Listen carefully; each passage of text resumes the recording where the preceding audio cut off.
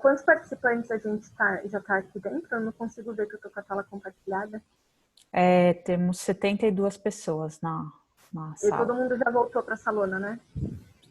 Eu acho que sim. Eu acho que porque Tá. tinha mais gente, entrou mais gente durante o exercício. Legal. Tá, não, maravilha. Então, a gente vai começar. Primeiro, eu queria agradecer muito a presença dos nossos ilustres palestrantes que estarão aqui hoje. A gente vai começar com o Igor Albuquerque, que é o gerente de projetos do ICLEI, onde ele vai dar uma explicação sobre, enfim, metodologias que a gente acaba utilizando com as cidades no desenvolvimento da agenda climática. Nós temos também a presença de 3 cidades aqui, Betim, Canoas e Fortaleza, que vão dividir um pouco com a gente como que é desenvolver, né, essa agenda climática nas cidades. E vocês estão vendo a apresentação? Não. Não? Não. Estranho, para mim aparece que está compartilhado, mas eu vou colocar de novo aqui. Pronto, e agora? Foi? Agora foi. Agora foi ótimo. E a gente tem a presença aqui das cidades de Betim, Canoa e Fortaleza, que vão dividir um pouquinho os desafios. Eu acho que vai ser muito legal para a cidade se vocês trouxerem um pouco. Vocês já conseguiram atingir ótimos objetivos, mas eu acho que é interessante trazer, às vezes, um desafio ou outro que vocês passaram no desenvolvimento dessa agenda. E a gente encerra comigo falando um pouco sobre governança climática, que vem como objetivo de amarrar tudo que foi falado durante o nosso encontro hoje. A gente vai ter momentos para as perguntas, mas sintam-se à vontade para perguntar a qualquer momento no chat para a Ju, tá bom? Então, eu gostaria de começar apresentando um pouco o Igor Albuquerque.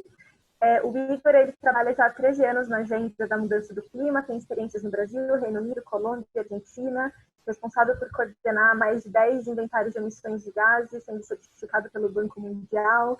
Há 7 anos participa de projetos com o SEG, que ele também vai explicar um pouco o que é bacharel em RI e também mestre em gestão de carbono pela Universidade de Edimburgo. Tenho a honra de trabalhar e aprender muito com ele dentro do ICLEI. E, Igor, obrigada por ter aceito o convite, por estar aqui com a gente.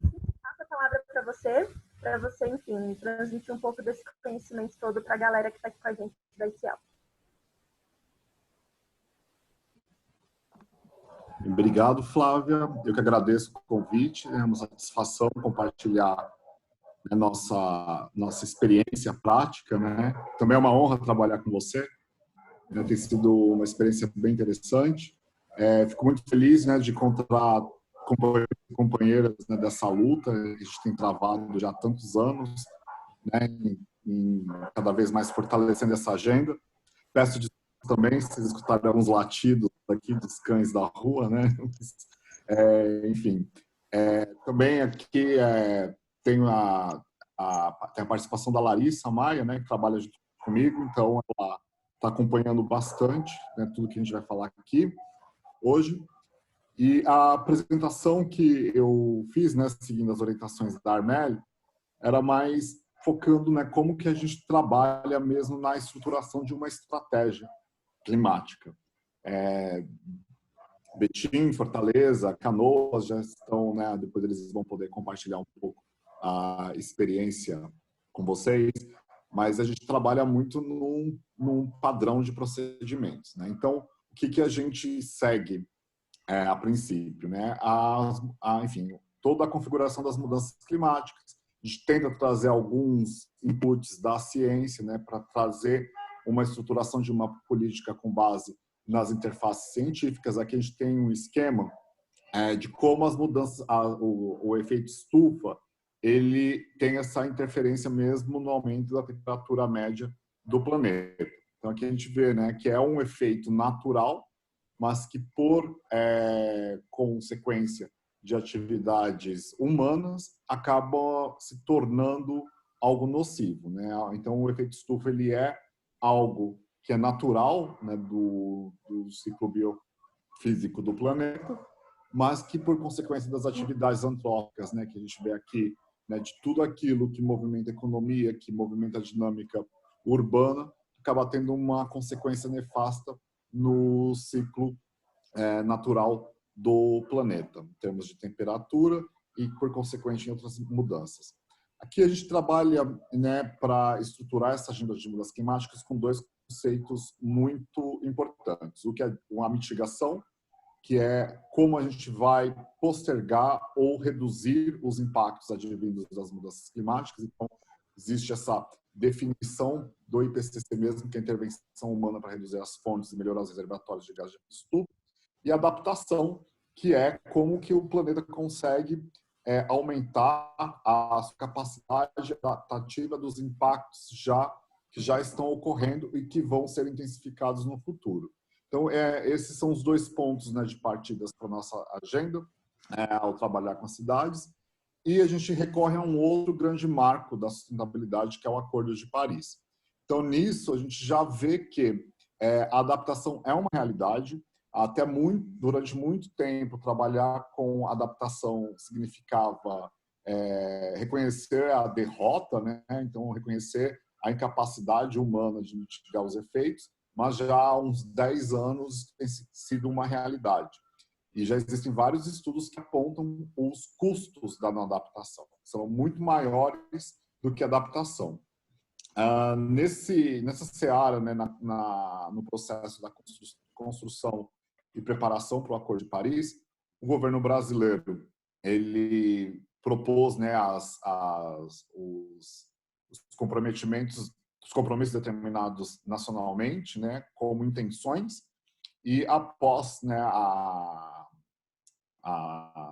o Acordo de Paris ser lançado, né, em 2015, o Brasil começou a trabalhar numa estratégia mais efetiva, liderada pelo Fórum Brasileiro de Mudanças Climáticas, de como aterrissar isso dentro do território. Então, não vou me estender muito aqui. Pode passar, Flávia, por favor? Espera aí, por favor, estou tentando passar. Aí. Basicamente, a gente consegue, né, com base nos cenários, identificar quais são os riscos e as ameaças que vão incidir sobre todos os territórios. Então, de tempos em tempos, o painel quadro de mudanças climáticas das Nações Unidas, ou IPCC, ele elabora relatórios, né, dividido por regiões, e que apontam as maiores vulnerabilidades e suscetibilidades que vão incidir em cada território. Então, a gente tem desde escassez hídrica, aumento da temperatura, aumento de doenças vetores, e isso é feito, né, no âmbito mais regional, na escala de continentes, mas que já serve, né, de alguma forma, para os países, para algumas regiões se prepararem, né? Mas como a gente consegue trazer isso para o impacto local, né? Uma coisa é o país teremos um aumento de temperatura média de 5 graus, ou teremos a incidência de eventos tornados extratropicais no território. Mas quando se, por exemplo, se analisa um país com a dimensão do Brasil, né, com diversos ecossistemas, com diversas dinâmicas, vulnerabilidades econômicas e sociais, como isso vai se incidir no território. Aqui a gente traz alguns exemplos, né, que já são comprovados, né, que são consequências, né, do aumento da temperatura média do planeta, né? Então aqui a gente tem né, uma série de fotos, né, desses eventos no mundo e aqui na região do Brasil, e que é muito difícil a gente afirmar que um evento climático é relacionado diretamente com as mudanças do clima, mas que com um avanço, com as análises,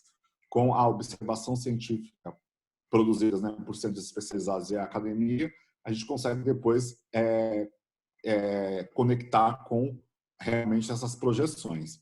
Aqui a gente vê também um pouco, né, da evolução do número de desastres naturais. Pode voltar, Flávio? Um pouco do número de desastres naturais no Brasil de 1991 a 2010. Então a gente percebe que há um aumento, né? Então, da década de 90 a 2000, foram cerca de 8.600 registros. Já em 2000 e 2010, 23 mil registros. Somente em 2014, 1.000 cidades, né, 21% dos municípios brasileiros, já estavam em situação de emergências ou calamidades devido à seca, né? Então, esses são os dados do IBGE, que a gente consegue, né, já aterrissar em territórios mais específicos. Mas ainda assim, isso não é possível, né? Não é possível conseguir aterrissar na escala do município ou da região metropolitana como se trabalha. Esse foi uma análise, né, que o ICLEI fez, que está no Guia de Ação Climática para Governos Locais, em que a gente consegue colocar, né, de acordo com os biomas, né? Então isso daí foi extraído do Plano Nacional de Adaptação. A gente consegue, né, ver, por exemplo, quais são as ameaças que são pertinentes no contexto da Amazônia, né? Então aumento de chuva, a diminuição de chuvas é até 10% em 2040, temperatura, né, um aumento da temperatura, um efeito maior da seca. E, enfim, a gente participou, né, dessa análise, né, com base no que os municípios que trabalham, são parte da nossa rede, hoje, atualmente, mais de 80 municípios, reportavam, né, periodicamente em relatórios, em plataformas de disponibilização de dados e até mesmo, né, de ocorrências dos seus eventos. Então, o que a gente percebe, né, que esse impacto ele vai ser muito na questão da infraestrutura, então isso já é uma realidade. Recentemente, aqui em São Paulo, né, em fevereiro, nós tivemos uma chuva que em apenas um dia foi responsável por um prejuízo de mais de 100 milhões de reais, né, com danos nas estruturas do metrô, nas estruturas férreas, na própria pavimentação e também relacionadas à troca de postes de energia elétrica, etc. A distribuição de energia também vai ser uma afetada por conta do derretimento de cabos, de fiações, de instalações, o abastecimento de água, contaminação por conta de enxurradas, regiões periféricas por conta dos deslizamentos e aumento de doenças vetores, e a região costeira também é um dos pontos. Então, a gente já percebe isso aumentando a incidência cada vez mais em regiões como a Baixada Santista, Recife, dentre tantas outras. Então, o que nós fizemos para tratar auxiliar as cidades a construírem uma estratégia efetiva com base nesses dados técnicos e científicos? Então, em 93, o ICLEI começou a trabalhar num programa chamado Cidades pela Proteção do Clima, o CCP. Então, foi um programa histórico que durou quase 20 anos. E no CCP foi muito inovador porque, até então, a questão climática era tratada somente no âmbito dos governos nacionais, em cúpulas internacionais, e somente os países tinham vozes para negociar, trazer os insumos científicos, e as cidades já estavam percebendo alguns impactos. Nesse sentido, né, então as cidades começaram a se movimentar, fazer um diagnóstico, observar a variação da temperatura, das chuvas, as variações históricas, e aí a gente percebeu que ainda assim não era o suficiente, né, diante do aumento da pressão para que cada vez mais a população, outros atores relevantes do contexto locais, fossem envolvidos na preparação dessa estratégia. Então, volta mais um pouquinho, Flávia, por favor. Então, em 2012, com o início, enfim, a Flávia vai falar mais para frente de um projeto chamado Urban Labs, nós propusemos uma metodologia.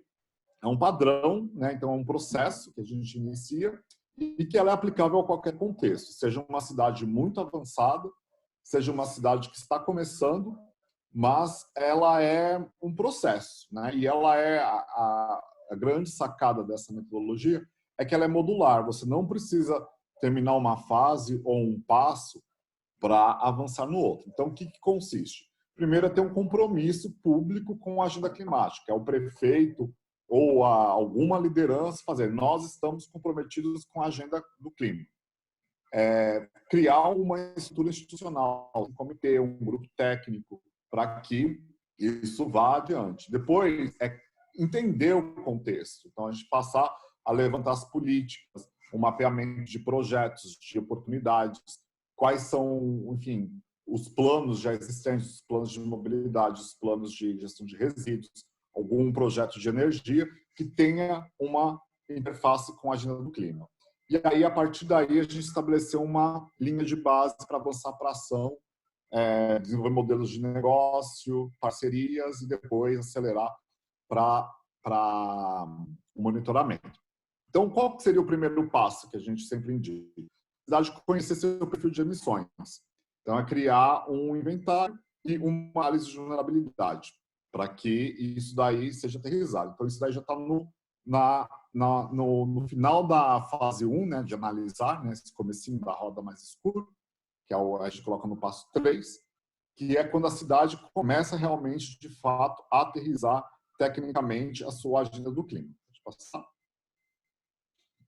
Então, mas também tinha um outro problema, né? Não existia uma metodologia padronizada. Então, o ICLEI, juntamente com outras redes de cidades, né, como o C40 e o Instituto de Metodologias e Pesquisas, o World Resource Institute, criaram uma proposta metodológica chamada GPC e foi testando com várias cidades. Então, a gente testou, a Edilene participou da primeira fase do Urban Labs, nós testamos essa metodologia no primeiro inventário de Fortaleza, assim como outras cidades no Brasil. E em 2014, nós lançamos essa metodologia global. Então, hoje, todas as cidades do mundo que têm um inventário, elas estão fazendo essa metodologia. Então, isso daí é importante para padronizar, para saber se o inventário está completo, se está faltando alguma informação e ter esse padrão de comparabilidade, coisa que não existia até 2014. E por que isso é importante? Então, a gente consegue verificar a intensidade de carbono de uma cidade. Então, aqui eu coloquei alguns exemplos, né? Então, aqui, por exemplo, não saiu, acho que no slide, mas o azulzinho é energia, o verdinho é transporte, desculpa, o vermelhinho é transporte e o verde é resíduos. Então, a gente percebe que isso vai variando, né, do tipo de matriz energética de um país, o tipo de vocação econômica de cada cidade e o tipo de desenvolvimento que essa cidade tem. Então, a gente consegue padronizar e identificar quais são as fontes mais importantes, mais significativas em termos de emissões de gases de efeito estufa, porque embora esse seja um problema global, né, cada cidade é responsável por tentar diminuir essas emissões, porque os impactos, né, não vão ser democratizados, né? Não é o país que emitir mais ou a cidade que emitir mais vai sofrer mais, né? Então, isso ainda não é certo. Aqui eu tenho alguns exemplos, sai um pouquinho distorcido. Betim está aqui, que mostra um pouco do perfil das cidades brasileiras, né? Então, isso daí muda um pouco quando comparado com outros países, né? Por conta da nossa matriz energética, por conta do nosso perfil de desenvolvimento. E aí aqui, por exemplo, um caso interessante, a gente vê, né? Então, a maioria das cidades, elas têm a maior parte das emissões relacionadas a transporte, né? Seguido por energia e depois, algumas seguidas de resíduos e outras energias. E aí, quando você vê o caso de Porto Velho e Betim, a parte de resíduos ela é bem menor. E por que é isso? Então, Betim é um grande polo industrial, então tem um consumo energético muito grande. Porto Velho é uma das cidades que não usa-se muito gerador para gerar energia elétrica nas edificações. Então, a gente consegue aterrissar. Aqui tem uma lista bem grande de cidades que já estão avançando bastante, né, nessa agenda. Destacamos, né, as nossas cidades do Urban Labs, né, que deram início a essa seara. Hoje essa lista está um pouco desatualizada, né, mas então, a gente tem outras cidades participando, começando seus inventários. Essas são cidades que já têm seus planos de ação, já têm uma estratégia bem identificada de como adaptar e como mitigar esses gases e que vão colocar elas numa dianteira, né? Seja para conseguir financiamentos relacionados às mudanças climáticas, são financiamentos que têm uns juros, né, comparado com outros tipos de recursos muito mais baixos do que recursos, né, adquiridos por meio de empréstimos tradicionais. Igor, só para falar de horário, você tem mais 4 minutos, tá? Aqui a gente traz também uma outra iniciativa que acho que vale muito a pena vocês conhecerem, que é o SEG. Então, é um depositório dessas informações, e aí, juntamente com o SEG, tem o MAP Biomas, né, que traz um pouco da evolução da mudança do solo, que é uma das fontes maiores de emissões de gás de efeito estufa. E o SEG ele é importante por quê? Pode passar, Flávio? Nós fazemos uma desagregação por setores, né, do inventário nacional e dividimos isso por estados. Nem todos os estados têm atualizado sua série histórica de inventários, mas o SEG ele acaba fazendo isso, né, todos os anos. Então, a gente consegue trazer essa desagregação para o nível estadual, né? Então, a gente consegue ter isso atualizado. E a partir de 2020, né, agora nós vamos dar início ao SEG Cidades, a gente vai fazer para todos os municípios do Brasil. Então, todos os 5.700 municípios vão ter uma estimativa. Isso não vai ser um inventário, mas já é um começo para a cidade conseguir identificar seu perfil de emissão. E aí, com base em todo esse diagnóstico, a gente tem outras iniciativas que as cidades também podem se movimentar, né? Uma delas, que a Flávia trabalha diretamente, é o acelerador de eficiência em edificações, que traz apoios técnicos, né, para como que as cidades podem reduzir suas emissões por meio das edificações, que é uma das fontes mais importantes, né? Então, tem o consumo de energia elétrica, tem o consumo de combustível fóssil, para geração de energia, geração de resíduos, e que é imprescindível, né? Então, hoje, 75% das emissões globais vem de edificações. Então, já é um dos grandes setores que as cidades conseguem ter uma ingerência maior, por exemplo, do que transporte, do que o fator de geração de energia. Uma outra iniciativa que eu acho que vale a pena vocês também buscarem é o Pacto Global de Prefeitos pelo Clima e Energia, em que essa é uma iniciativa voluntária, que as cidades elas se inscrevem, se comprometem a estabelecer uma estratégia em até 3 anos. Então, desenvolver o inventário de emissões, desenvolver uma análise de vulnerabilidade, estabelecer um plano de ação com metas de redução e com metas de adaptação. Então, isso começou também na preparação do Acordo de Paris. Aqui nós temos um mapa, né? Então, hoje, esse número cresce, né, cada dia, mas são mais de 9.000 cidades, né, representando mais de 770 milhões de pessoas no mundo, que estão comprometidas com essa agenda, né? Então, nosso trabalho como rede é pegar todos esses avanços, né? Então, com com Fortaleza, com Curitiba também, né? Com Fortaleza, com Betim, com Canoas, e reportarmos, olha, a cidade está comprometida e está avançando, né, com as suas entregas. Então, isso daí faz parte, né, de um movimento global para que mostrem cidades têm esse poder, sim, de endereçar melhor algumas medidas do que países, do que governos estaduais, porque é onde as pessoas vivem, é onde as pessoas têm a sua identidade, têm o seu dia a dia.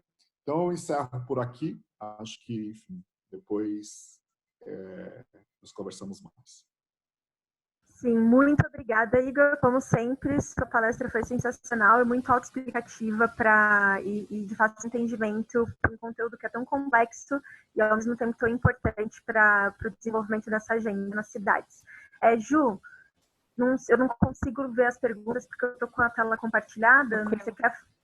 Sim. Eu não sei se a gente teve muita pergunta. A gente tem... não tinha 3, agora estão aparecendo mais. Então, pessoal, ó, vou dar mais um minutinho para vocês colocarem as perguntas e eu vou fazendo para o Igor. Primeiro, Igor, obrigada também pela palestra.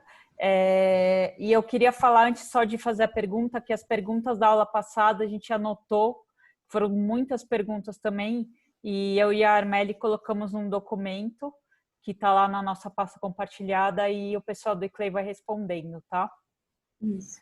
E das perguntas, Ju, seleciona 2 perguntas agora para a gente não atrasar e depois a gente vai ter, depois das cidades, mais um espaço para as perguntas. Então, às vezes, algumas coisas podem se responder ao longo do caminho também. Tá bom. Então, eu vou ver perguntas mais gerais. A primeira pergunta, Igor, é a pessoa que não colocou o nome, mas é o que mais motivou a virada entre a agenda do clima focada no governo federal focada no governo federal e passou a ter o foco local, que passou a ser dividida também aos governos locais. E complementando essa pergunta, como andar com essa agenda no nível municipal quando o governo federal vai no sentido contrário? Ótimas perguntas, né? Só esclarecendo, né? Quando em 97, né, quando o Protocolo de Kyoto foi assinado, o Brasil, por conta da Amazônia, do Pantanal, enfim, da nossa biodiversidade, sempre teve um papel de destaque fundamental, né? Então, o Brasil sempre foi a grande estrela, né, das mudanças climáticas durante muitas conferências do clima, porque a gente tinha o maior potencial de tentar frear o desmatamento ilegal na Amazônia, tentar reduzir o desmatamento legal na Amazônia, de, enfim, conseguir aportar toda essa magnitude. O Brasil, historicamente, tem uma matriz energética limpa, né, por conta do foco iniciado nos anos 70, né, de promoção de hidrelétricas de grande porte. Então, a gente sempre teve um papel bem diferenciado, né, ao longo da história e ficamos, durante muitos anos, né, muitas décadas, confortáveis com isso. Então, aplicando recursos, né? Então, tendo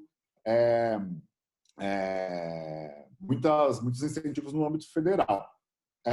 A partir de 2014, 15, a coisa começou a mudar um pouco, né? Então, alguns dados não eram mais tão positivos, alguns financiadores, outros governos nacionais começaram a cobrar resultados, né, dos aportes feitos no Brasil, e isso começou a causar um certo incômodo, né, sobre a transparência dos dados, enfim. Aí, nesse sentido, também, que o SEG começou a ter um papel mais incisivo, né, de mostrar o que estava sendo feito, o que não estava sendo feito. Mas, até 2016, o governo, acho que até 2014, né, 2015, o governo federal achava que cidade não tinha que se meter, que cidade não tinha que fazer inventário, porque isso é um problema nacional e que, enfim, é relevante. E a junção, né, a motivação dos governos percebendo a incidência dos impactos, né, no seu cotidiano, começou a motivar organicamente. Então, não existe uma lei nacional que determina que cidades têm que ter uma política de mudança do clima, mas a cidade ela tem essa jurisdição de criar uma política específica para isso. Então, é um movimento muito mais, como a gente chama, bottom-up, né? As cidades começam a se mobilizar, as cidades começam a se organizar e enfim, isso vai criando uma pressão, né, no governo federal. De 2015 para cá, o governo federal começou um diálogo, né, que foi se intensificando até início de 2019, né, com a mudança do ministro de mudança do clima, que, enfim, enfraqueceu essa agenda, né, por conta da orientação do governo nacional. Então, qual que é o grande X da questão? O governo pode estar indo para um lado, mas a cooperação internacional, os grandes atores, os financiadores, estão prestando atenção no que a cidade, no que os governos estaduais estão fazendo. Então, é muito mais uma percepção, né, de como a cidade consegue se inserir nesse contexto, né, e conseguir fomentar oportunidades de desenvolvimento sustentável, do que seguir as orientações do governo federal. Então, os investimentos para fazer uma estratégia climática, além dos técnicos, né, de capacitações, de desenvolvimentos de estudos, são muito poucos comparado com obras de infraestrutura. Então, a cidade ela consegue vislumbrar outras alternativas, seja em adaptação baseada em ecossistemas, soluções baseadas na natureza, em produção de energia limpa, em melhorar certos serviços da própria municipalidade, que vão resultar numa redução de emissões sem ter um grande investimento, né, que possa vir do governo federal. Então, essa é um movimento em que, claro, que se tivesse sido sendo capitaneado pelo governo nacional, sendo desagregado para o nível estadual, e os governos municipais estando em consonância, seria muito mais efetivo, que é, por exemplo, como a gente vê o caso da Colômbia. Mas os avanços, né, e o cidades levam para avançar nessa agenda. Muito obrigada, Igor. Eu sei que a gente tem muitas perguntas, mas a gente vai seguir nessa linha de compilar todas as perguntas. A gente está encaminhando para o Clay para tentar responder o máximo possível. E a gente vai ter outros blocos também com perguntas para a gente conseguir abranger aí o maior número de pessoas. Agora a gente está entrando no bloco Cidade e Clima, com cidades incríveis que aceitaram o nosso convite para estar aqui hoje e falar um pouquinho da experiência. Então, a gente vai começar com a Prefeitura Municipal de Betim. Gostaria de passar a palavra agora para o Paulo José, que é educador ambiental da Secretaria de Meio Ambiente de Betim e coordenador do Comitê de Mudança Climática e Ecossciência do município, engenheiro civil com foco em saneamento pelo FMG e pós-graduação em educação ambiental pela Newton Paiva. Paulo, obrigada por ter aceito o convite. Passo a palavra para você pelos próximos 10 minutos. Você está mutado. Acho que desmuta o microfone que ninguém está te ouvindo. Boa noite, pessoal. Queria só dizer que eu estou na área rural agora, por isso eu estou com um capuz que está um frio danado aqui, mas queria dizer que foi um prazer. Como eu estou falando para estudantes, para jovens, a primeira coisa que eu queria dizer a vocês é o seguinte: não desistam. Pode demorar um pouquinho mais de tempo do que vocês acham que deveria demorar, mas é assim mesmo, em especial quando se trata do serviço público. Por necessidade de maior controle com relação à gestão dos recursos do serviço público, costuma ser mais demorado um pouco a ação a partir do planejamento, mas não deixem de fazer por causa dessa demora. Nós vamos mostrar, tem muitas outras iniciativas, mas eu queria falar de 5 iniciativas que a gente já desenvolveu aqui na cidade. Vou falar rapidamente também sobre elas. Essas iniciativas podem ser fomentadas em qualquer cidade do Brasil, mas é importante dizer, como o Igor acabou de dizer, o governo federal ele pode ditar as diretrizes, mas as coisas acontecem nas cidades. Os locais estão lá. E cada uma das cidades tem as suas especificidades e ele precisa encontrar alternativas para o seu local. Se a gente conseguir que cada um consiga melhorar o seu local próprio mais próximo, a gente vai ter uma melhoria geral.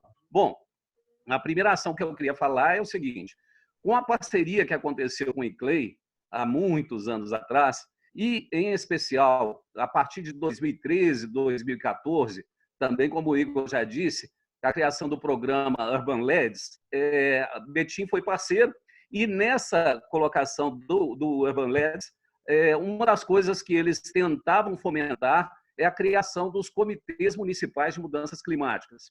O Comitê Municipal de Mudança Climática é um grupo de estudos e, normalmente, ele é gerenciado, capitaneado pelo Poder Executivo, ou seja, pelas prefeituras.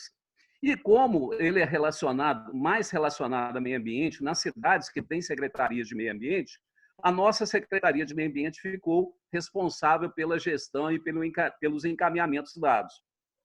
Com a criação do comitê, a gente conseguiu juntar pessoas de diversas áreas da cidade, de diversas áreas da prefeitura, formamos um grupo grande e colocamos gente que estava disposto, e tem muita gente disposta a fazer isso, estava disposto a discutir ações sobre isso nos seus setores. Então, tem gente de obras, tem gente de comércio, tem gente de indústria, tem gente da educação, tem gente do terceiro setor, tem gente de todos os setores. E isso é importante, porque os olhos de cada um desses setores é que fazem a coisa ficar mais completa.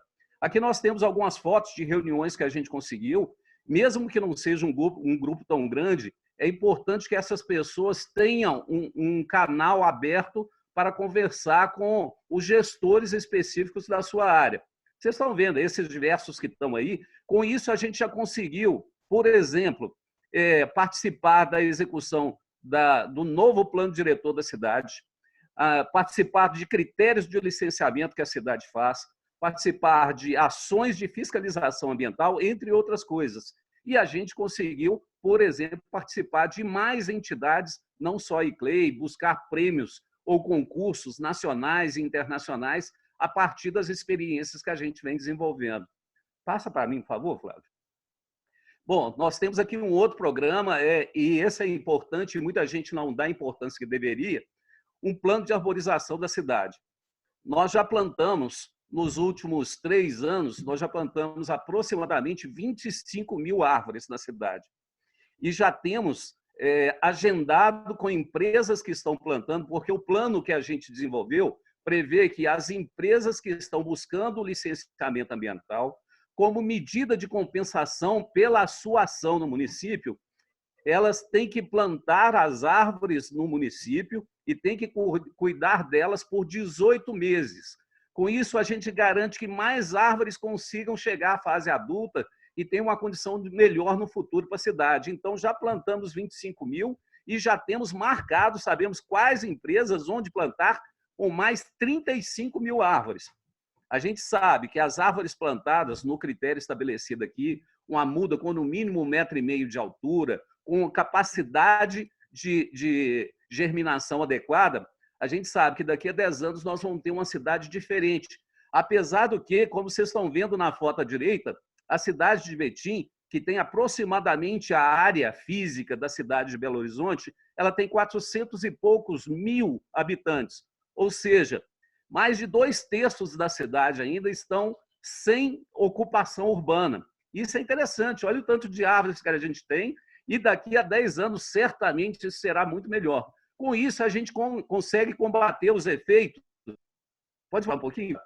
A gente consegue combater os efeitos que a desarborização da cidade pode provocar. Então, o aparecimento de uma concentração de calor, que chamam de ilhas de calor, redução da umidade do ar, a dificuldade com a biodiversidade, seja vegetal ou animal, entre outras coisas que vocês já estudam isso no dia a dia, a gente, com o plano de arborização e com as árvores realmente acontecendo, chegando à idade adulta, a gente pode ter uma cidade muito melhor.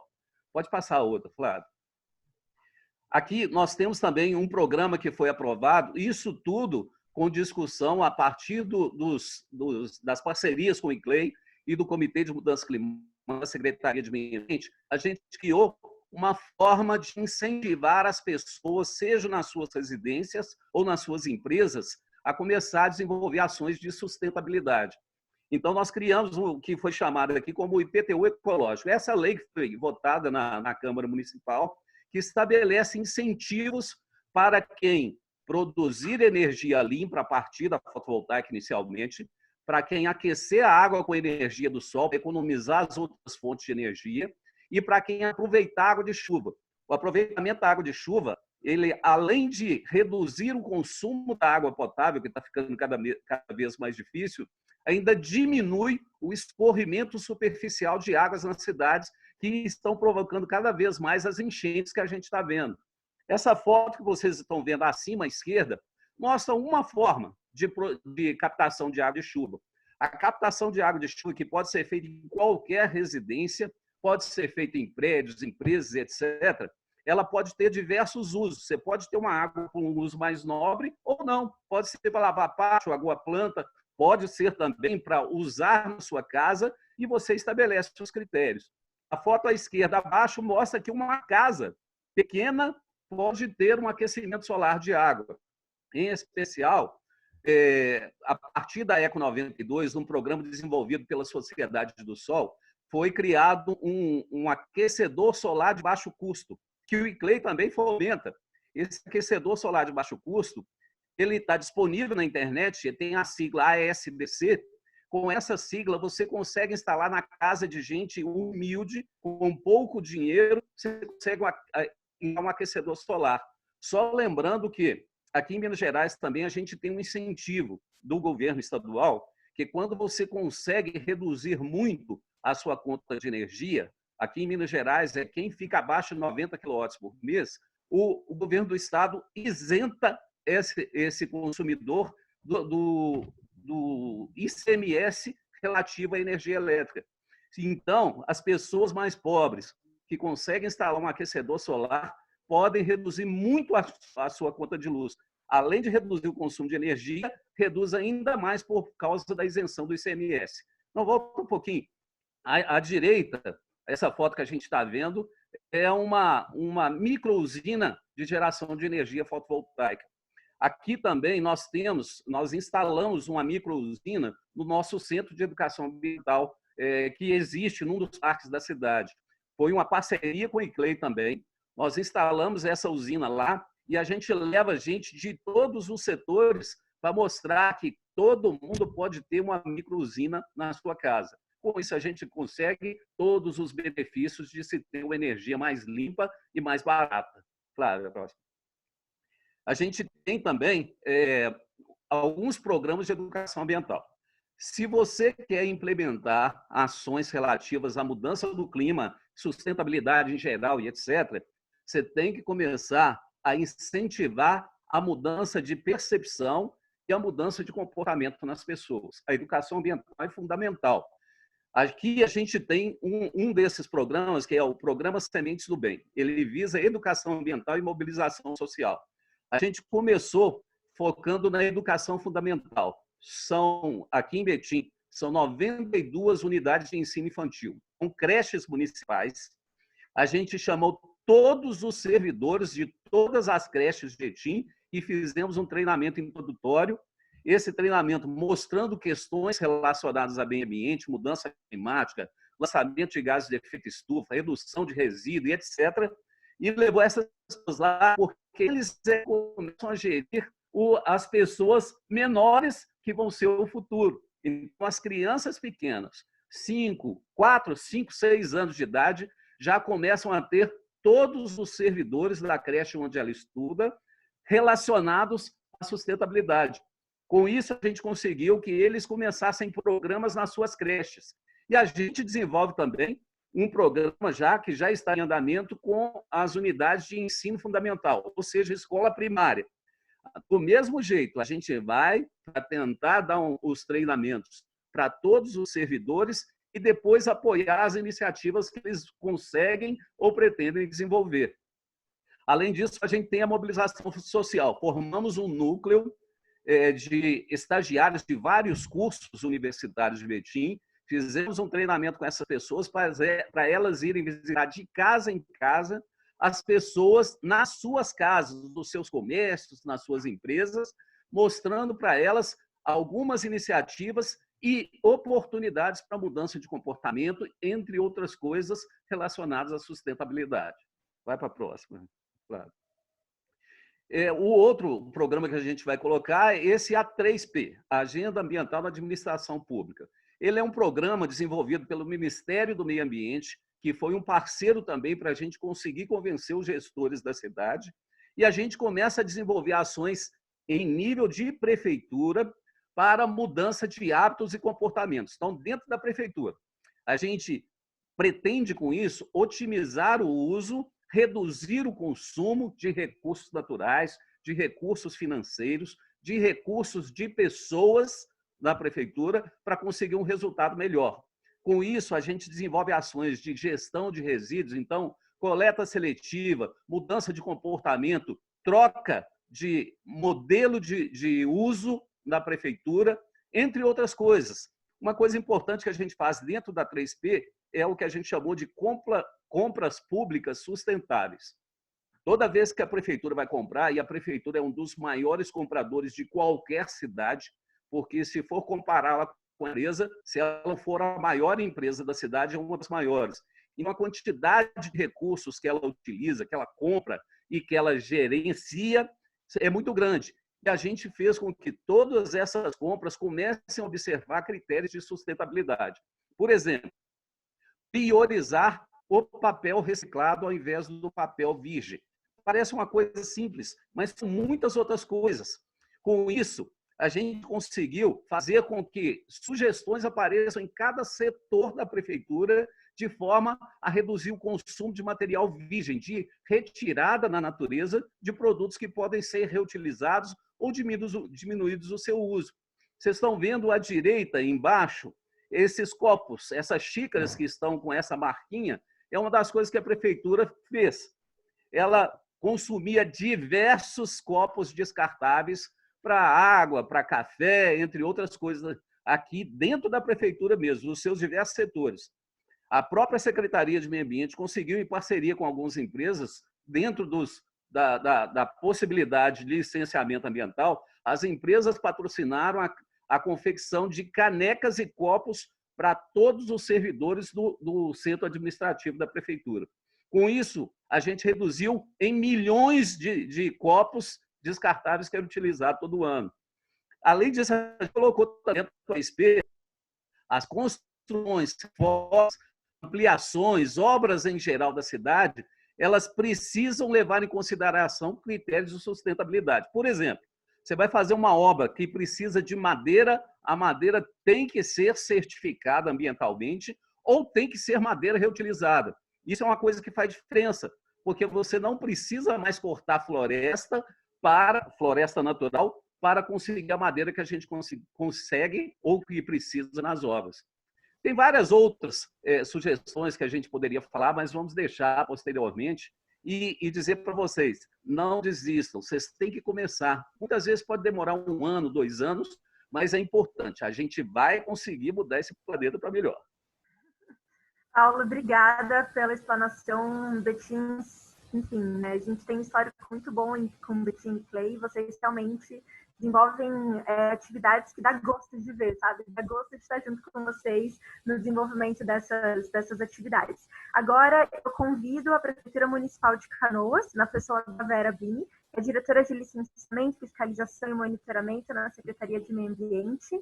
Ela é advogada, doutora em gestão ambiental e planejamento energético pela UFMJ, especialização em direito ambiental, pós-graduação em direito administrativo, nossa, me perdi aqui, professora universitária em direito ambiental, direito civil, constitucional e empresarial e teoria do direito, integra o Fórum Brasileiro de Mudanças Climáticas e também o DBNCG, que eu não sei o que é, na verdade, da UNFCCC, desde 2005. Vera, obrigada pelo convite. Passo a palavra para que nos próximos 10 minutos você fale um pouco sobre as atividades em Canoas.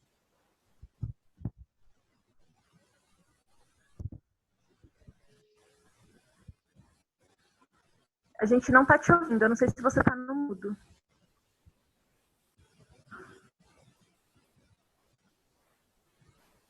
Cadê a Vera? Vera, você está no mudo, você está mutado, você precisa desmutar seu microfone.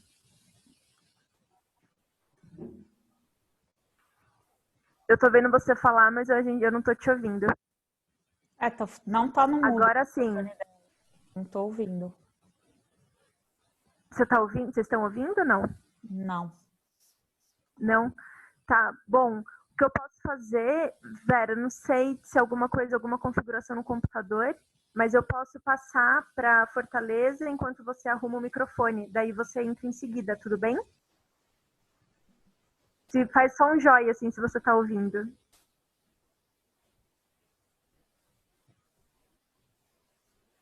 Eu não consigo te ouvir. Enquanto você pode, tenta entrar e sair de novo. Enquanto isso, eu vou passar a palavra para a Edilene de Fortaleza, aí você entra em seguida para a gente fechar o bloco das cidades, tá bom? Gente, vou passar correndo aqui para não dar spoiler, pronto. Então agora, enquanto a Vera ela arruma o microfone, eu vou passar a palavra para a Prefeitura Municipal de Fortaleza, na pessoa da Edilene, que é a coordenadora de políticas ambientais da Secretaria de Urbanismo e Meio Ambiente de Fortaleza, graduada em pedagogia e especialização em educação ambiental. Edilene, muito obrigada por ter aceito o convite e passo a palavra para você, para nos próximos 10 minutos contar um pouco dos desafios e conquistas da cidade. Tá, boa noite a todos. Estão conseguindo me ouvir bem? Sim, escutamos bem. Pronto. Então, assim, na realidade, eu vou seguir uma linha do tempo, contar um pouco do que nós fizemos, né? A gente gosta muito dessa apresentação, eu e a Cássia, na realidade, só são 2 slides, né? E a gente conta um pouco do que aconteceu. Mas só para não esquecer, e assim, eu não vou me ater às atividades da cidade, mas a gente tem 3 linhas de trabalho que são bem relevantes. Fortaleza tem uma atuação bem importante no que tange à mobilidade urbana, né? Inclusive, o município ganhou o prêmio do ITDP, né? O prêmio do Mobilize, e a gente tem também uma usina, né, de biogás, então nosso resíduo hoje, né, já é canalizado já para a cidade, e a gente tem esse trabalho muito forte. E também o município vem trabalhando a questão dessa mudança da matriz energética de toda a sua estrutura, digamos assim, pública, né, de todos os prédios públicos. Então, eu cito essas 3 linhas de trabalho, mas eu queria me ater realmente à contribuição que o ICLEI nos deu, e aí tudo começa lá no final de 2012, quando o município de Fortaleza tem o primeiro namoro, né, com o ICLEI, até no encontro em Belo Horizonte, e a partir de 2013 é formalizada essa parceria, e Fortaleza passa a ser uma cidade ICLEI. E aí, nesse primeiro momento, nós tivemos o privilégio de fazermos parte da primeira fase do Urbanetes. Como o Igor citou anteriormente, nós tivemos essa sorte, junto com Recife e outras cidades, de sermos essas cidades laboratório, aí onde a metodologia começou a ser aplicada. E foi aí que a gente começou a pensar realmente nessas estruturas, que são as estruturas de participação social, como o Forclima. Aí nós tínhamos que montar toda a legislação, fazer essa mobilização e esse engajamento dos setores, né, tanto público quanto privado, e começar essa construção. E aí, ainda em 2014, nós tivemos aí o primeiro inventário, né, e esse inventário foi feito realmente com o ICLEI, juntamente conosco. Nessa época, o Igor vinha bastante a Fortaleza, era muito bom. E aí ele estava sempre aqui conosco e foi nos acompanhando o Recife. Nas trocas, nós tivemos aí o nosso primeiro inventário. E em novembro de 2014, começa o Forclima, né? O Forclima se reúne até hoje, é um fórum de mudanças climáticas. Esse fórum, ele vem, né, aí a partir do Urbanetes 1, e o Forclima ele funciona hoje como, digamos assim, guardiões, né? São guardiões do nosso plano de metas, né, de redução das emissões. Então, assim, até hoje, a gente, nas reuniões do Forclima, são tratadas diversas pautas, dentre elas o acompanhamento das metas, cada setor, né, de energia, construção civil, resíduo e transporte. Periodicamente, esses setores estão lá no Forclima, apresentando as suas ações, e é feito esse acompanhamento. A gente também, em 2015, e é interessante que Fortaleza é uma cidade que, por ter uma saúde fiscal muito boa, isso também fez com que o município estivesse apto a diversos empréstimos, né? E aí vários bancos de fomento, como CAF, AFD, BID, BIRD. Então, eles estão sempre por aqui. Esses bancos são muito próximos à Fortaleza. E aí a CAF traz essa oportunidade aí. Nós tivemos a parceria da SASA, que era uma consultoria aqui da América Latina, e eles fizeram junto conosco as pegadas, né? Então, nós tivemos aí a pegada hídrica e a pegada de carbono. A partir daí, hoje, se você entrar no nosso canal, basta colocar a pegada hídrica Fortaleza ou pegada de carbono Fortaleza, você vai encontrar os aplicativos. É possível tanto calcular a pegada de carbono hídrico individual, assim como da sua empresa ou da sua escola, né? Isso continua lá, e a partir daí nós tivemos o segundo inventário. E, na sequência, ainda em agosto de 2015, foi o lançamento do Plano de Ação de Metas, né? A gente, junto com o Forclima, fez esse lançamento do Plano de Metas, que é o nosso norte, é a nossa Bíblia. E a gente agora está num processo, mais uma vez o ICLEI nos apoia, nós estamos num processo agora de justamente de atualização, né, dessas metas. E aí a gente termina, em março de 2017, esses aplicativos, esse trabalho que começou das pegadas lá em novembro de 2015, a gente encerra em 2017, foram aí mais 2 anos de ciclo. Um outro marco muito interessante foi a lei, né? Essa foto aí, ela apresenta o nosso prefeito, a secretária e outras autoridades, no dia que foi lançada a lei a 10.586 de 2017, que é a nossa política de desenvolvimento de baixo carbono. Então, a gente tem uma preocupação muito grande quanto servidor público, né, e eu também trabalho na área jurídica, era de a gente deixar tudo positivado, né, tudo feito também com a legislação. Então, é uma preocupação muito grande da gente deixar tudo normatizado, de maneira que, mesmo que haja uma mudança de gestão, não haja uma quebra do trabalho que está sendo feito. E aí, em dezembro de 2017, a gente assina o Pacto Global dos Prefeitos, e esse pacto, ele vai sendo sempre acompanhado. Cadê a outra tela? Agora sumiu. Alguém me ajuda? Preciso do outro slide. Como é que eu faço?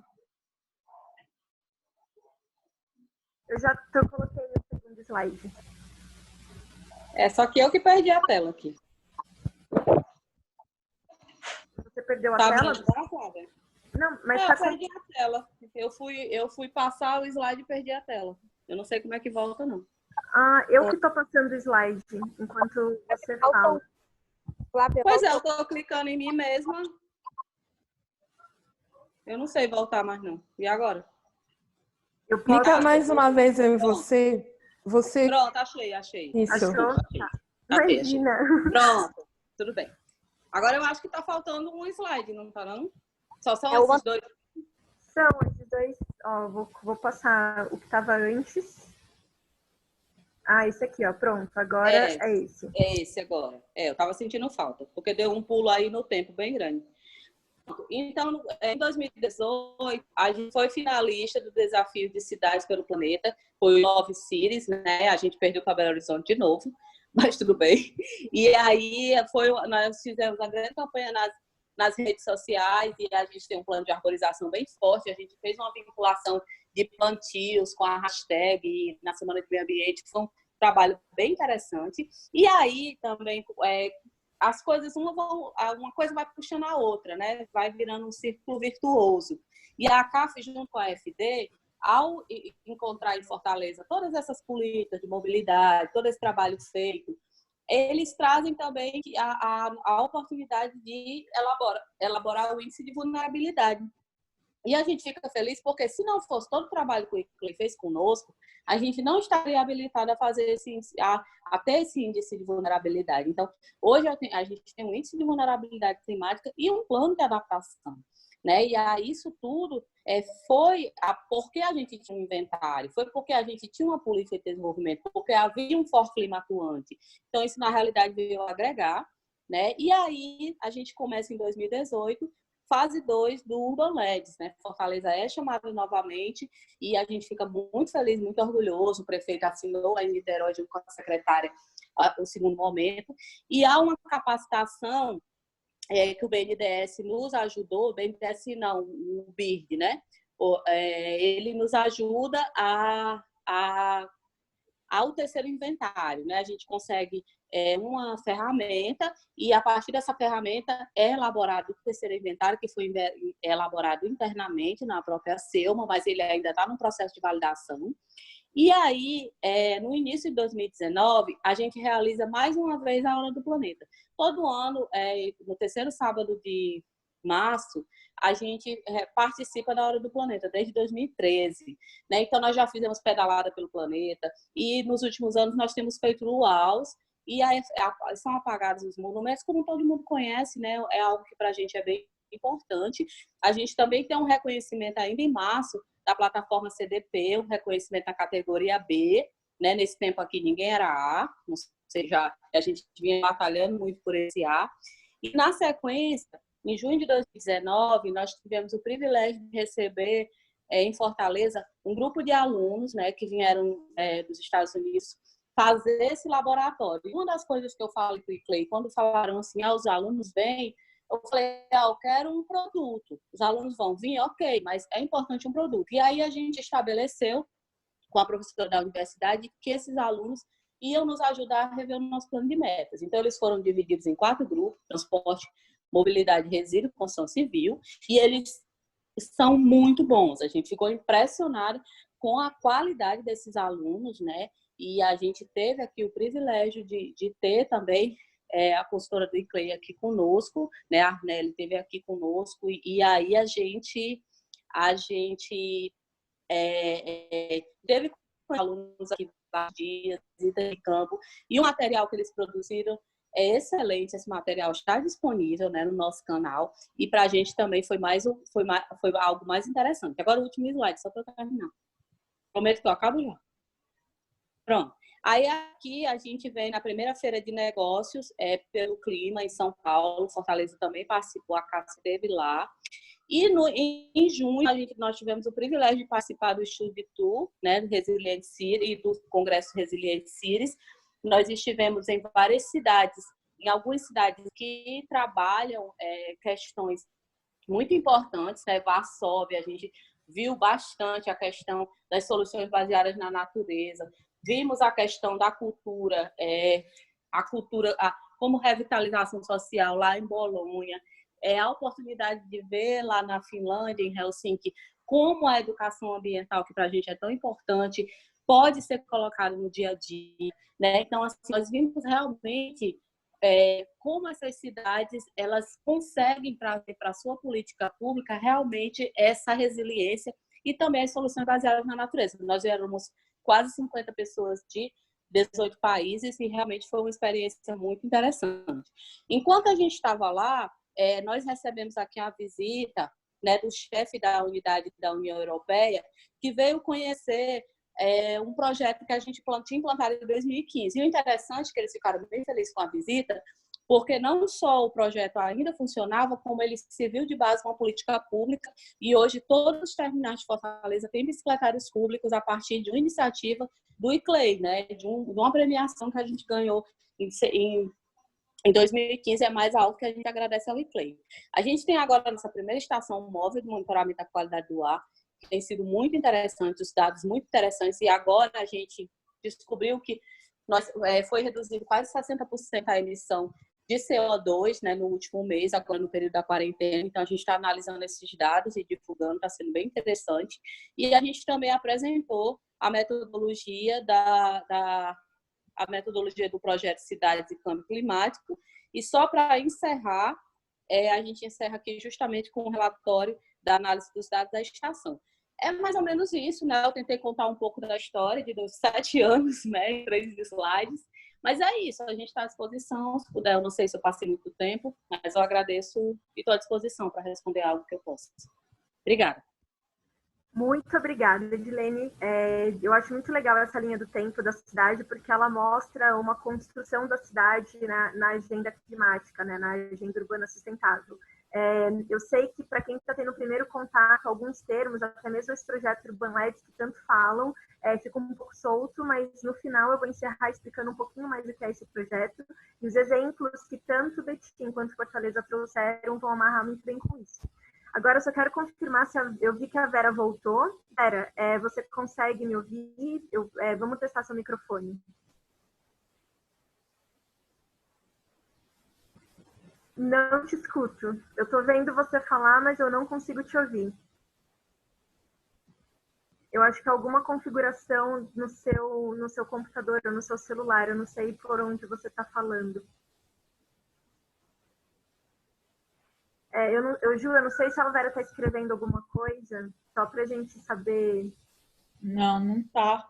Não, porque, bom, eu não sei se eu posso passar os slides, assim, pelo menos para a gente ler um pouco o que Canoas trouxe, mas não consigo te ouvir, Vera. Não sei se você tentou sair do computador e abrir no celular. Eu acabei de ver que ela ficou aqui de novo. Bom, eu acho que vale, até para a gente não atrasar muito, eu vou passar um pouco e deixar as perguntas mais para o final, para ver se a Vera consegue entrar. Oi? Ouvi uma voz. Flávia, é Edilene. Oi, Flávia, Edilene. porque a Cássia queria complementar uma coisa, ela tentou falar no slide, mas acabou que a gente não ouviu. Aí ela pode complementar. Eu usei 10 minutos. Claro, ela falou que foram 10 minutos. Pronto, Cássia, vai lá.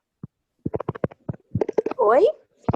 Pode falar, Cássia, estamos te ouvindo. Tá, então, pronto. Não, é só mesmo, eu tentei falar no momento que estava passando os slides, né, para tentar dizer que tinha que voltar né, primeiramente, boa noite a todos.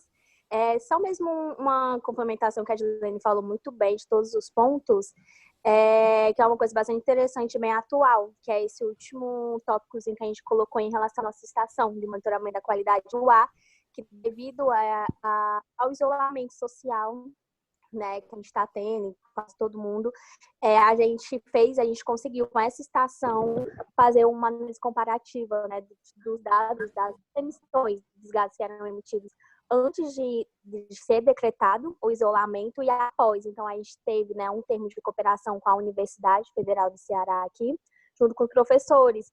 E eu acho que logo, logo a gente vai conseguir fazer essa divulgação, né, mas até de uma forma mesmo de incentivar outras cidades nesse caos que a gente está vivendo, a gente conseguir, né, utilizar para pelo menos algumas coisas boas. Né, agradecer a Clay, porque se não fosse eles, essa linha do tempo não estaria completa desse jeito, né? A gente acha 3 slides muito pouco para a gente resumir tudo isso.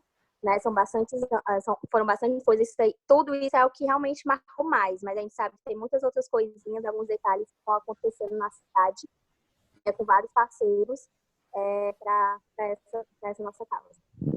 Maravilha, obrigada pela sua participação especial, Cássia, é uma honra ter você aqui com a gente também, acompanhando a nossa aula e, enfim, tendo a fala junto com a Edilene. A Vera ela ainda está tentando ajustar o microfone, então até para a gente não atrasar, eu pensei assim, eu vou seguir um pouco, eu vou pular essa parte de pergunta agora, porque o que eu falo é um fechamento da governança climática, explicando um pouco mais do Urban Labs, para contextualizar vocês de esse ciclo. Aí a gente abre em seguida, dá esse tempo para ver se a Vera consegue entrar. Senão a gente já vai para perguntas finais, que vocês vão ter a chance de perguntar, enfim, principalmente para a cidade e para o Igor também. Então, eu vou seguindo e o objetivo agora é fazer esse fechamento falando um pouco sobre governança climática. Eu já apareci aqui em alguns momentos, mas tem essa meia mistura de chapéu. Falando um pouquinho de mim, eu sou advogada com especialização em direitos humanos, eu sou mestre em desenvolvimento internacional pela Universidade do Reino Unido e com foco em justiça climática. Fiz curso de sustentabilidade na Schumacher College, eu sou uma das fundadoras do ICL, e também fundadora da La Clima, que a gente capacita advogados para agenda, faço parte de uma rede chamada Global Shapers, sou Jovem Raps, faço parte do Renova BRs e de um grupo que eu adoro, que é Abraço Grátis, que a gente às vezes não pode agora, mas a gente sempre sai nas ruas dando abraço nas pessoas, é uma delícia. Estou sentindo falta disso, por sinal. Falando um pouquinho sobre todo esse contexto, sobre tudo que a gente conversou até agora, tudo isso permeia governança climática. E quando a gente fala de governança climática, ela acaba misturando algumas pautas, né? Para aqueles que ainda não tenham familiaridade com o conceito de governança, de forma muito objetiva, é um conjunto de processos, leis, costumes, políticas que regulam um governo, um estado, uma instituição, enfim. Cada setor tem sua governança, cada empresa, cada organização possui o seu tipo de governança. A gente tem uma caixinha chamada governança. Tem uma outra que é a mudança climática, que são esses desafios que todos vocês, muitos já conhecem, estão aprendendo agora com o curso, sobre a interdisciplinaridade dessa agenda e a necessidade, enfim, de se trazer vários aspectos para o desenvolvimento de ações concretas para a mudança do clima. Então, quando a gente fala de governança climática, a gente precisa juntar essa caixa de processos, leis, normas e regulamentos e com os desafios que a mudança climática traz para o nosso dia a dia, tanto no aspecto de mitigação e adaptação. Porém, uma governança climática por si só, ela pode ser muito bonita no papel. E a gente tem, assim, existem às vezes cidades que possuem diversas leis, diversos decretos, mas que fica no papel, então a gente não tem a ação efetiva. Para isso, eu trago um elemento muito importante, que é da justiça climática, quando a gente vai desenvolver as políticas de governança. E a gente vai ter a chance de falar mais para frente sobre isso, mas é o respeito dos direitos humanos, resguardar os direitos básicos das pessoas, para que aquela política pública desenvolvida na lente do clima, que é a governança climática, ela consiga ser trazida de forma muito mais efetiva e concreta para dentro da nossa cidade. A gente vai ter chance ainda de trabalhar um pouco mais a fundo esse tema, principalmente nas aulas mais para o final do curso, mas quando o Igor traz o GPC, quando Betim e Fortaleza trazem esses aspectos de execução mesmo na cidade do que é feito, tudo isso é criar uma lógica de governança climática dentro do município. E por isso que fala muito, todos nós, sobre esse projeto do Urban Leds.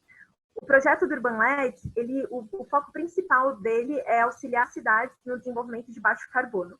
E para isso, a gente traz alguns elementos importantes para a cidade desenvolver, que o primeiro é o Pacto Global de Prefeitos pelo Clima e Energia, o GICOM, que já foi citado, e é nada mais, nada menos do que o prefeito se comprometendo perante uma rede que ele vai sim desenvolver políticas no viés de clima e energia. Uma vez que a gente tem essa assinatura, esse comprometimento do prefeito, a gente sabe que a cidade como um todo ela vai estar muito mais comprometida e vai caminhar junto para o desenvolvimento dessa agenda.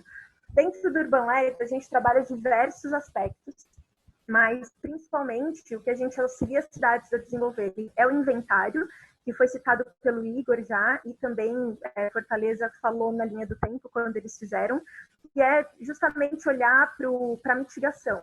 Quer ver as emissões das cidades e entender como a cidade funciona através das suas emissões, para entender se ela emite mais em transporte, indústria e por aí vai.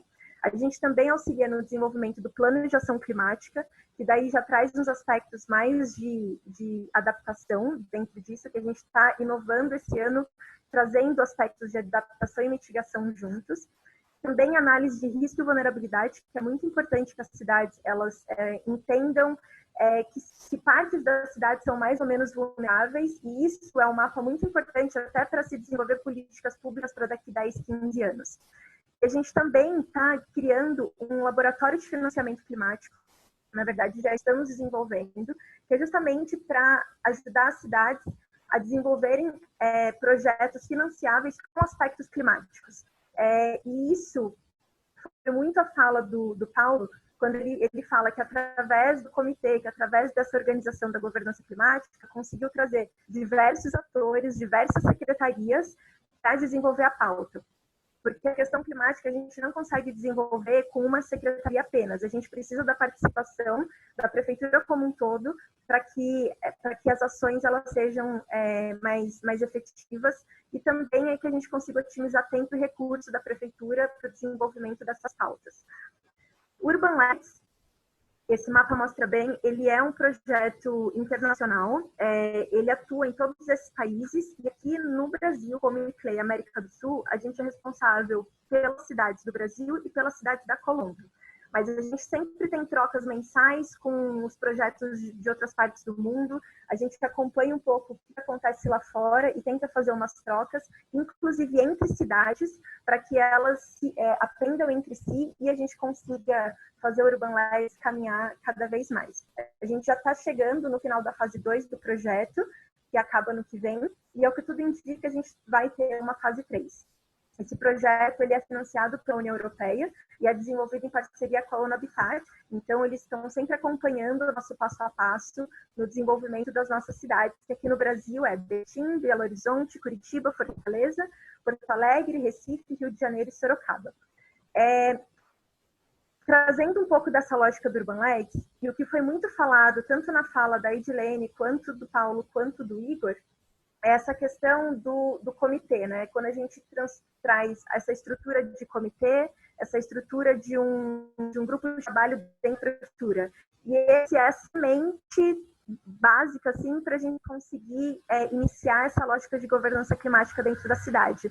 Então, a gente tem um grupo de trabalho, e dentro desse grupo de trabalho, a gente consegue agregar o Comitê de Mudança do Clima e também a mobilização dos atores locais. O grupo de trabalho, ele é obrigatório, uma vez que a cidade, ela está, isso dentro, né, da lógica do Urban Leds, mas uma vez que a cidade, ela se compromete a fazer parte do Urban Leds, obrigatoriamente se forma um grupo de trabalho que é feito pelo corpo técnico da prefeitura e intersecretarial, então não é somente a Secretaria de Meio Ambiente, porém a Secretaria de Meio Ambiente ela acaba sendo o ponto focal para o desenvolvimento dessas ações, coordenando e implementando atividades dentro da prefeitura.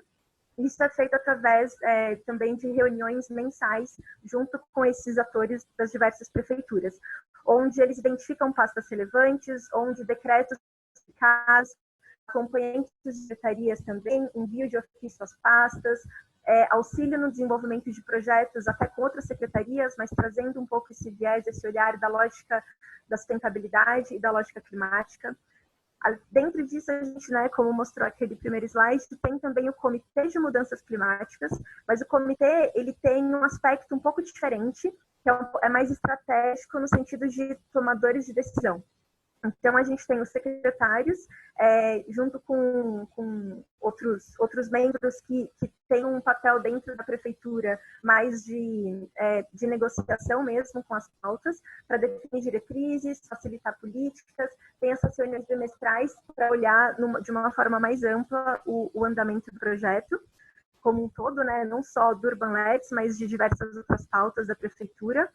E a gente tem também a questão dos atores locais, que é muito importante, porque quando a gente fala em desenvolver uma governança climática dentro da cidade, a gente não pode apenas ter um olhar para o corpo da prefeitura. A gente precisa da participação da sociedade civil, a gente precisa de um processo totalmente transparente na execução dessas políticas públicas, porque isso caracteriza princípios básicos, não só da justiça climática na implementação dessas agendas, mas também ela se torna mais adaptativa, porque é uma medida climática, um foco em adaptação, que não escute a sociedade e não seja transparente na sua execução, ela não é adaptativa.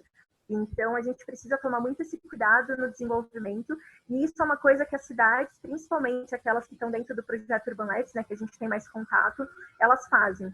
Quando um plano de ação, por exemplo, é desenvolvido, a gente precisa sim ter o cuidado de criar workshops e espaços de escuta para ouvir o que a população quer para a cidade delas. Afinal de contas, ninguém melhor do que as pessoas que ali vivem para falar para a gente o que pode ser feito para melhorar. Então, a gente tem que ter esse cuidado com a escuta muito forte.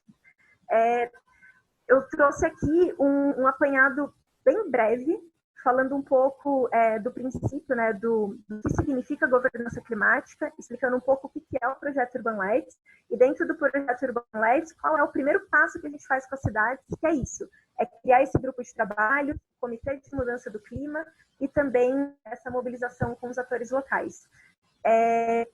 Agora, até mesmo para a gente enfim, atrasar muito, eu queria primeiro ver se a Vera, ela entrou. E eu não sei, Ju, se você tá vendo a Vera, não tá? Porque eu não tô conseguindo. Ela estava aqui e saiu. O que sugeriram foi a gente depois ela gravar um vídeo. Ótima ideia. E aí a gente manda para o pessoal. Tá, não, perfeito. Então, ótimo. A gente, adorei, é uma ótima solução. A gente grava o vídeo e daí manda para vocês também conhecerem um pouco sobre o que Canoas está fazendo. Então, o nosso bate-papo hoje, ele tem muito esse foco, né, cidades, essa estruturação da governança climática. Foi muito legal a fala de Betim e Fortaleza, trazendo na prática, né, o que as cidades fazem e quão desafiador isso é. E também esse overview do Igor sobre metodologias que o ICLEI utiliza, e o ICLEI é referência mundial nisso, para auxiliar as cidades nesse desenvolvimento. E o Urban Labs, ele é um projeto que ele consegue trazer esses resultados bem concretos. Assim. A gente tem exemplos incríveis que as nossas duas cidades, que são Urban Labs, Betim e Fortaleza, falaram. Então, agora eu abro para perguntas. Deixa eu ver que horas são. A gente passou 6 minutos do tempo, então eu abro, acho que a gente pode fazer umas 3 perguntas agora. Se a gente começar a receber mais, vocês podem, aqueles que já tiveram as perguntas assinadas, podem ir saindo e a gente vai fechando, enfim, com aquelas pessoas que ainda têm uma pergunta ou outra para fazer. Ju, eu acho que vale você aí fazer umas 3 perguntas seguidas, e daí a gente abre para a Edilene, para o Paulo, para o Igor, para mim, para a gente ficar aqui para responder. Eu selecionei aqui, o pessoal já foi mandando via slide ou Slido, a gente tem 17 Legal. perguntas não respondidas, então já tem bastante. Vou Ótimo. tentar resumir algumas mais gerais para todos os que falaram hoje, em relação aqui vieram algumas perguntas em relação a como é que se mantém todo esse trabalho que está sendo feito e construído ao longo do tempo com a mudança de governo, né? Esse ano a gente tem as eleições municipais, e daí, uma vez comprometido, uma vez comprometida a prefeitura, ela continua comprometida, ou é cada mandato uma negociação? E a outra pergunta assim, mais genérica é em relação às duas cidades que podem falar aqui, se vocês estão sistematizando tudo isso que vocês estão fazendo, e tem relatório, e também algumas pessoas estão falando que tem interesse, né, em ver esse relatório e essa sistematização para que seja implementada em outras cidades, essas ações. E a terceira pergunta, vieram algumas perguntas mais setoriais, assim, então perguntaram para o Igor em relação ao setor de resíduos, né, que ele responde grande parte pela mitigação, né, se eu não estou enganada, e então quais são as ações que são feitas, e também outras perguntas no sentido de que a gente está cada vez mais aqui no Brasil carbonizando nossas fontes de energia. Então, o que os governos locais podem fazer, e também os desafios em relação à diminuição de emissões do transporte. Tá, legal. Eu acho que a primeira pergunta vale passar para Betim e Fortaleza responder em relação a isso, e depois a gente, até mesmo a pergunta seguinte, num viés mais setorial, a gente passa para o Igor. Eu só vou pedir, pessoal, para todo mundo abrir a janelinha, porque a gente vai fazer uma foto de todos vocês no vídeo. Então, coloquem o vídeo todos de vocês on. Enquanto as perguntas estão sendo respondidas, a gente vai fazer algumas fotos. Então, passo a palavra para você, Paula e Edilene, para vocês responderem sobre esse desafio, né, da alternância de governo e a constância da agenda climática dentro da prefeitura. Se a Edilene quiser responder primeiro as damas, né? Na realidade, a gente tem, como eu falei, a gente tem uma preocupação muito grande em deixar tudo normatizado para que a alternância de gestão não venha a prejudicar.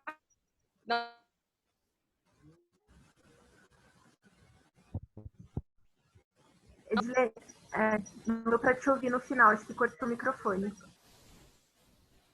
Estão me ouvindo? Agora sim.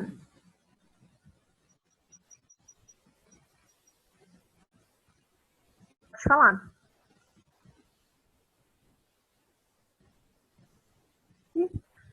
Acho que deu. Edilene, você escuta a gente? Bom, enquanto... Eu vou pedir licença, Edilene, Flávia, eu vou falar enquanto ela não consegue. Tá. Falar no caso de Betim. Se você quer que uma coisa continue, ou você faz com que a coisa fique forte por si, ou você convence, prepara uma estratégia para convencer todos os novos gestores. Nós tivemos sorte. Os secretários que passaram por aqui, todos se sensibilizaram com a questão. Mas tem uma coisa que foi muito importante. Para conseguir a continuidade, foi a participação do ICLEI na cooptação desses gestores. Cooptação dos secretários, cooptação dos prefeitos. Então, a presença do ICLEI aqui, ela facilita a vida dos técnicos. Mas, para que isso continue, a gente precisa registrar. Se o grupo começar a produzir algumas iniciativas, e, em especial, se ele produzir leis, as leis ficam, independente dos gestores. E as iniciativas que a gente consegue mostrar os bons resultados também ficam, porque é difícil uma pessoa encerrar, cortar aquilo que muita gente aprova. Então, Talvez essa seja uma iniciativa boa para se fazer em todos os lugares. E essa importância do que a gente conversou no final sobre a questão da governança climática, porque a governança ela é justamente esse apanhado de leis, normas, diretrizes que ficam naquela cidade para que ela se perpetue ao longo dos anos. Eu trago um exemplo bem interessante de Recife, que no final do ano passado, Recife foi a primeira cidade brasileira a decretar a emergência climática. Então, a cidade tem um decreto no qual ela se compromete no desenvolvimento de várias ações, tanto em mitigação como adaptação. E já por ser um decreto, uma vez que o novo prefeito assuma, a nova prefeita assuma o ano que vem, a chance dessa prefeitura não seguir essa agenda é muito menor. Então, a governança climática ela é muito importante por isso. E ela se faz não só por decretos, mas como o Paulo falou, por mostrar a importância para as diversas secretarias. Porque uma vez que a gente traz todo mundo para a pauta, todos eles vão entender a importância de desenvolver as ações climáticas. E é por isso que a gente, pelo Urban Lex, está desenvolvendo esse laboratório de financiamento climático, porque a gente percebe que chegar nas diversas secretarias e falar, olha, a Secretaria de Segurança Alimentar, por exemplo, vem com a gente vem fazer parte do grupo de trabalho do laboratório de financiamento, porque uma vez, quando você quiser desenvolver um projeto hoje para conseguir financiamento mais fácil, você precisa ter aspectos de adaptação e mitigação. Então, aprende com a gente essa lógica, vem junto com as outras secretarias, que você consegue otimizar tempo e recurso. Essa é uma forma de trazer todos para a pauta, para que, uma vez que entra a nova prefeita, a prefeitura está muito mais estruturada para seguir com a agenda. É muito difícil desmontar isso. Eu não sei se a Edilene conseguiu voltar. Consegui. É porque estavam me ligando, aí eu acabei desligando tudo. Sem problema. Aí a pessoa estava insistindo. Desculpa. Sem problema. Pronto, eu estou à disposição. Pode falar? Pode falar. Não, rapidamente, é como eu tinha colocado antes, a gente tem uma preocupação muito grande quando servidor de deixar as coisas positivadas, né? Deixar tudo organizado com políticas públicas, como em forma de política pública, não só de projetos, ações soltas. A gente tem uma política de continuidade que são os nossos cadernos de memória. Quem tiver curiosidade, todos os planos que a gente constrói, eles têm caderno de memória, desde o primeiro momento. Então, o nosso projeto Orla, nós somos o primeiro município a revisar o projeto Orla no país, está lá o caderno de memórias. Ele traz toda a participação, as listas de presença, as apresentações, as oficinas, as metodologias utilizadas. Então, o plano de qualidade, o plano de educação ambiental, a nossa agenda climática, tudo tem caderno de memórias. Então, isso faz com que as pessoas se reconheçam, né, se vejam nesses cadernos. Muitas vezes, uma audiência no Ministério Público, ele diz assim, mas eu não sabia, eu não fui convidado. Foi sim, está aqui o ofício, está no caderno de memórias. Então, assim, conta toda a história dessa construção da política pública. Então, a gente tem uma preocupação muito grande de deixar isso muito alinhavado, muito costurado, de maneira de quem venha a posteriori, ache aquilo realmente bonito, interessante, consistente, com base técnica, com base científica, e que o gestor tenha, sim, a vontade de continuar, né? Então, além dessa vontade, ele tem esse compromisso, porque ele acaba sendo cobrado pela sociedade civil. Então, todas as instâncias de controle social, elas realmente são bem participativas, né? Bem efetivas, e isso faz com que isso leve a essa continuidade, né? Eu acho que era isso que eu queria deixar. Não, perfeito, ótima contribuição. Agora, Igor, se quiser responder a próxima pergunta... Eu esqueci da pergunta até, mas eu sei que era com você, Ju. Era resíduo. Era da questão questões setoriais. Legal. Bem, vamos lá. A parte resíduos, né? Então, o que acontecia? Até 2010, o Brasil não tinha uma política nacional de resíduos sólidos. Então, a questão dos resíduos era uma problemática não só para a agenda climática, mas também para a saúde pública, para o impacto ambiental, né, no odor das cidades. A gente acompanhou bastante lá o caso de Fortaleza, de Betim, enfim, teve toda algumas etapas, fases mesmo para conseguir implantar a Política Nacional de Resíduos Sólidos. O que acontece? Resíduos é um setor muito particular. Por quê? Quando você tem o resíduo orgânico e ele é enviado para o aterro sanitário, a decomposição, né, o processo de oxidação do resíduo, ele acaba tendo um fator de emissão maior do que aquele se ele fosse jogado num lixão. Então, o que a gente percebe? No SEG, se você pegar a série histórica de 1970, que nós temos, né, com base nas estimativas, até 2017, a gente vê que as emissões elas vão crescendo, né? Bem pouquinho elas... Igor, peraí só um pouco. Tiago, Patrick, você está com isso. Desculpa. Você vê que elas contribuem muito pouco nacionalmente, né, de 3% a 4%, né, no âmbito nacional, só que elas vão crescendo paulatinamente. E aí, com a política nacional de resíduos, elas dão uma caidinha em algum ano e depois voltam a crescer. Então, isso é a questão mesmo da conversão, né, dos lixões, dos aterros controlados em aterros sanitários. Para as cidades, né, isso daí tem muitas cidades hoje, né, e aí acho que entra na outra pergunta, né, na questão da matriz energética, isso mudou um pouco, né, em 2012, 2013, você ia fazer um inventário e você via que cidades como Recife, a parte de resíduos era maior, porque você via resíduos de várias regiões, né, de vários municípios da parte metropolitana, e aterravam num aterro, ou vice-versa, né? Uma grande metrópole jogava o lixo, né, em outro município menor. Então, isso é um grande problema para as emissões, mas isso está sendo, né, enfim, com a inserção de flaring que queima o gás metano, né, nos aterros, às vezes só queima direto na atmosfera, mas acaba reduzindo até 28 vezes as emissões, né, que o metano ele é 28 vezes mais potente que o gás carbônico, isso já dá um impacto positivo em termos de emissão. Quando você tem essa queima e converte em energia, aí é melhor ainda, né, que você, enfim, quase zera essas emissões e ainda gera energia.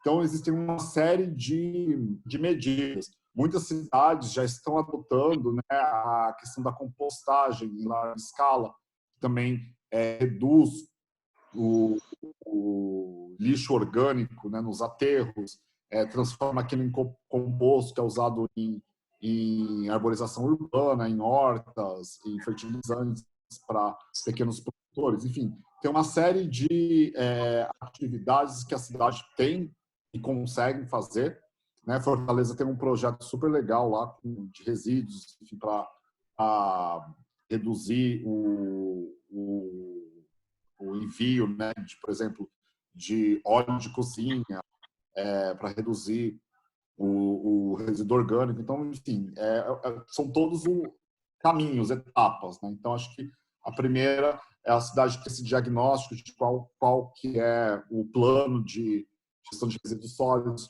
o que é necessário ser feito, quais são as oportunidades, quais são os gargalos, né, existentes, e como articular toda a cadeia, né? Porque aí tem que envolver catadores, recicladores, intermediários, ver quais são os problemas sociais e econômicos encontrados. Por exemplo, não é tão simples falar, vamos reciclar todo o material e vender, porque vamos coletar, então tem um monte de cooperativas de catadores, tenta reduzir o resíduo orgânico, mas quem compra esse material tem de tributação. Enfim, é um setor muito particular para ter uma solução mágica, né? Então, cada cidade é um caso diferente que tem que ser considerado. Em relação à energia, quem perguntou, né, do fator de emissão, isso é uma realidade. Eu, enfim, me lembro, né, o último ano que a gente trabalhou, que foi um ano que foi super, que choveu muito, enfim, estava em pleno vapor ainda, estava com auge enfim, de desenvolvimento econômico, em 2012, e aí 2013 teve foi um ano de seca, eu lembro disso que eu fiz os inventários de Fortaleza de Betingo esses anos, então eu lembro de cabeça. O aumento do fator de emissão foi de 30%.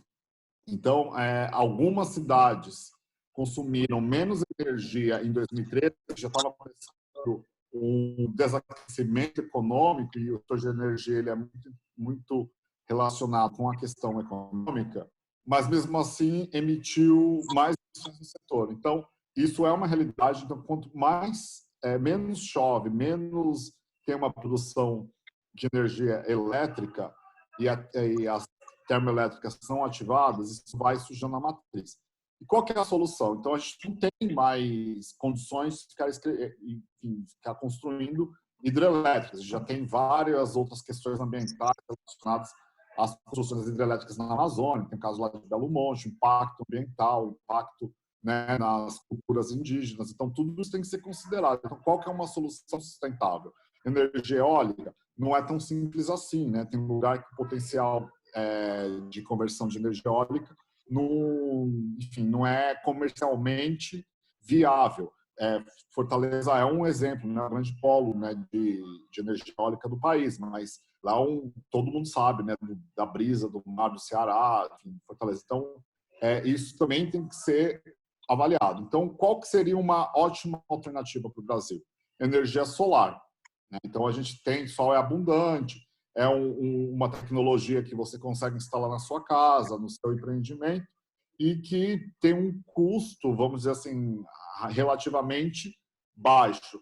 Mas nem todo cidadão ou pequeno empresário ou uma grande empresa vê incentivos fiscais nisso. Então, você vai colocar o equipamento, você vai ter a manutenção, você vai ter a desvalorização do seu equipamento, e vai tributar, né? Enfim, tem a dupla tributação da energia, enfim, aí tem toda uma série também, uma construção legal e jurídica, né? Que algumas cidades, a gente tem o exemplo de Palmas, tem o programa La Palma Solar, já tem uma lei solar aqui em São Paulo também, aprovada pela Câmara dos Vereadores, que tem esse incentivo à fomentação da energia solar, que atualmente nós consideramos o melhor caminho, né, para a geração de energia no Brasil.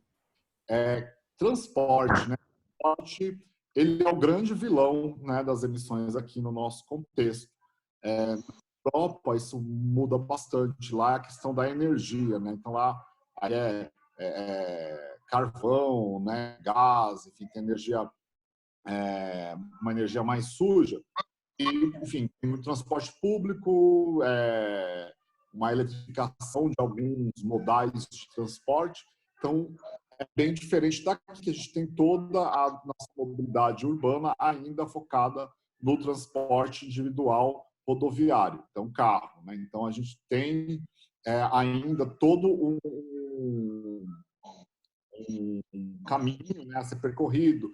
Tem isso dado, né? A gente já vê algumas pesquisas de origem e destino. A pesquisa de origem e destino do metrô de São Paulo demonstra isso. Então, você vê assim, classes sociais altas optando pelo transporte público. Então, já está tendo um paradigma, né, do uso do a questão mesmo dos veículos de aplicativos também. São menos carros rodando, né? Embora um carro ele rode o dia inteiro, isso evita que 5, 6 carros saem, né, para fazer um trajeto. E, enfim, aí tem outros impactos no trânsito, que às vezes não é só o número de veículos na pista, mas a velocidade, né, o congestionamento do carro para a primeira e a segunda, ele emite mais do que né, andando a 50 km por hora. Então, assim, também tem um caminho muito grande a ser percorrido. As emissões desse setor também vêm de uma série de políticas públicas, né? Por exemplo, desincentivo ao etanol. Né? Então, assim, culturalmente, os brasileiros tendem a preferir a gasolina por conta da eficiência do combustível. Durante anos, né, de 2010 a 2016, tinha uma política de subsídios à gasolina, então quando você botava na ponta do lápis, realmente não compensava usar o etanol. Hoje, isso não está mais tão, enfim, está mais elas por elas, mas ainda assim, o X da questão é a gente conseguir melhorar o transporte público para que cada vez mais pessoas não necessitem de carros, né, para trabalhar, para se locomover. Tem um aspecto comportamental que isso foi discutido muito, então, o fator geracional, né, que via o carro como símbolo de status, um símbolo de mobilidade social, e isso daí também está sendo deixado de lado pelos mais jovens. Então, cada vez mais as pessoas preferem usar o transporte público, a bicicleta, os aplicativos. Então, tudo isso tem um impacto. Qual seria uma saída para reduzir essas emissões? Ou é a construção de faixas exclusivas de ônibus, né, para melhorar a velocidade do ônibus, BRTs também, programas de bicicletas compartilhadas. Aí também eu deixo aí o convite para conhecer o programa Bicicletar lá de Fortaleza, que é um dos mais eficientes do Brasil. Larga escala, aumento das ciclovias, né, conectando toda a malha viária da cidade. A eletrificação de frotas também é uma alternativa, mas isso aí também precisa ser analisado com muito cuidado, porque isso pode ter um impacto na demanda de energia e ter enfim, ter episódios de apagões, né, durante a recarga, né, dos carros. Todo mundo chega 7, 8 horas da noite, recarga seu carro, pum, né? Então, é preciso rever a substituição de combustíveis também, é preciso pensar numa política de... Um minuto, Igor. Enfim, eu já estou terminando, e aí acho que é mais nesse sentido, né? A questão mesmo de melhorar a qualidade e a oferta do transporte público para todas as regiões da cidade, né? Não adianta só focar no centro, mas principalmente na periferia, criar rotas alternativas que alimentem, né, esses grandes centros para que toda a população seja beneficiada e esse direito, né, a participar da descarbonização da economia seja democratizada em todo o território. Muito obrigada. Bom, assim, falar de temas, quando a gente entra no inventário é um mundo, a gente entra no plano de ação é outro mundo, a gente entra na análise de risco e vulnerabilidade, outro mundo. Então, são temas muito complexos, mas todos igual importância para a gente desenvolver uma cidade na agenda climática com a estrutura da governança climática para que, independente da alternância de governo, essas políticas, essa pauta permaneça. Eu queria agradecer muito a presença do Igor e a excelente fala. Igor, obrigada de verdade por ter aceito e por estar aqui com a gente hoje. Agradecer o Paulo por ter mostrado, enfim, as excelentes iniciativas que o Betim tem feito. Também Fortaleza, pela Ediene, participação especial da Cássia, apresentando um pouco a linha do tempo e as medidas da cidade. A Vera teve um problema no microfone, mas ela vai gravar um vídeo e a gente vai disponibilizar para vocês, para que vocês conheçam um pouco também sobre o que Canoas está desenvolvendo. Muitas perguntas não foram respondidas, mas a gente vai fazer da mesma forma como a última aula. A gente vai pegar todas as perguntas, passar para a equipe Cleita, mesmo a equipe social, que a gente tem pessoas aptas a responder ali também. A gente vai tentar responder o máximo possível nesse documento para que vocês tenham acesso. É muito legal ver a participação de todos, a gente passou da hora, meia hora do previsto dentro desse webinar, mas o assunto ele é muito interessante, ele é muito vasto, então não tinha como a gente simplesmente parar no meio, mas eu agradeço a presença de todos vocês aqui. A gente segue juntos. Eu tenho esse duplo chapéu, mas hoje eu falo que a gente segue juntos pelo Clay, acompanhando vocês até o final dessa jornada, para a gente conseguir até ver esses resultados finais. Muita coisa do que foi falada hoje é muito relevante para os desafios que vocês vão ter para o desenvolvimento do selo, né, da escola sustentável. E se dúvidas forem surgindo ao longo do caminho, perguntem para a gente, a equipe do Clay está aqui para ajudar vocês também no que precisar, e a gente está muito aberto a responder as perguntas que vierem ao longo do caminho. E a gente tem aqui na pessoa da Larissa e da Giovana, que trabalham no Clay, então elas podem até ajudar a a talvez canalizar algumas perguntas assim que sejam interessantes para o nosso time responder. Agradeço a presença de todos, espero que vocês tenham uma ótima noite e uma ótima semana à frente também. Obrigada de verdade pela participação de todos aqui. Um beijo, boa noite. Tchau, tchau. Tchau, tchau, boa noite, pessoal. Até quinta.